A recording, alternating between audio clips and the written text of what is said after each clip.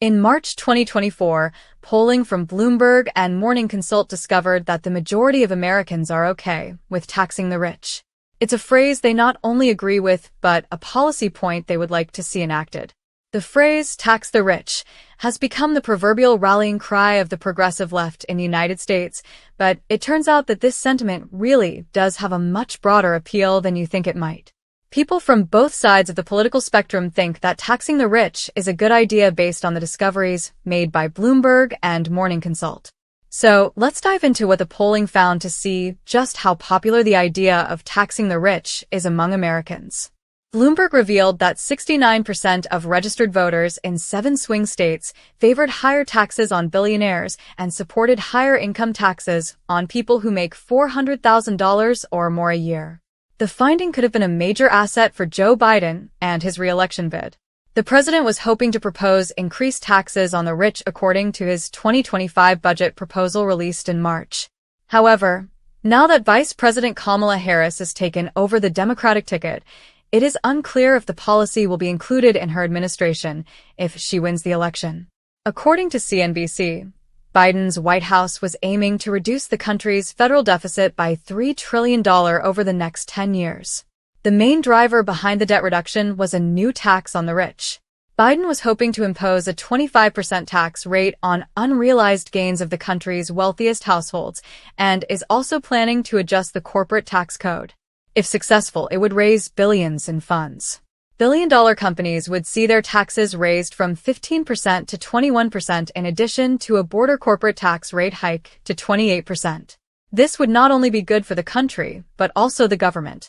We can do all of our investments by asking those in the top 1% and 2% to pay more into the system, Director of the White House Office of Management and Budget Shalonda Young told reporters. Biden's new taxes on the wealthiest in America would likely to see broad support from all sides of the political aisle based on the polling data from Bloomberg and Morning Consult.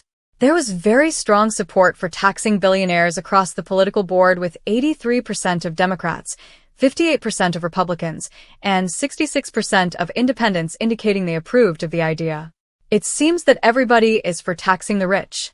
This is a good populist issue for the Biden campaign, said Eli Yokley, U.S. politics analyst for Morning Consult, who also added the insight could help Biden back when he was still the presumed 2024 Democratic presidential candidate.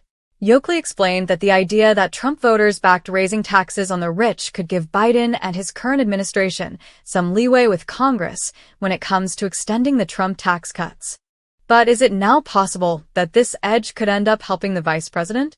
In early September, Harris outlined her economic plan for the country, and in it, she endorsed Biden's 2025 fiscal budget, which included his proposed taxes on billionaires and America's wealthiest citizens, according to NBC News. Bloomberg pointed out that only 32% of respondents supported letting Trump's 2017 tax cuts expire at the end of the scheduled period in 2025. Whether or not Biden will work to extend them is not yet known. Interestingly, while Biden was the one making policy moves to tax the rich, it was Trump that voters trusted more to handle tax policy. Trump led Biden 47% to 35% across all 7 of the swing states. Unfortunately, we currently do not have similar numbers for Harris and Trump. Just over 50% of all respondents indicated that they supported raising the corporate tax rate to 21%, while over 70% noted that they would support cutting the individual tax rate across all income groups. Roughly half of the respondents liked Trump's idea of a 10% universal tax on all imports and a 60% tariff on goods from China. The polling included 4,932 registered voters from Arizona, Georgia, Michigan, Nevada, North Carolina, Pennsylvania, and Wisconsin.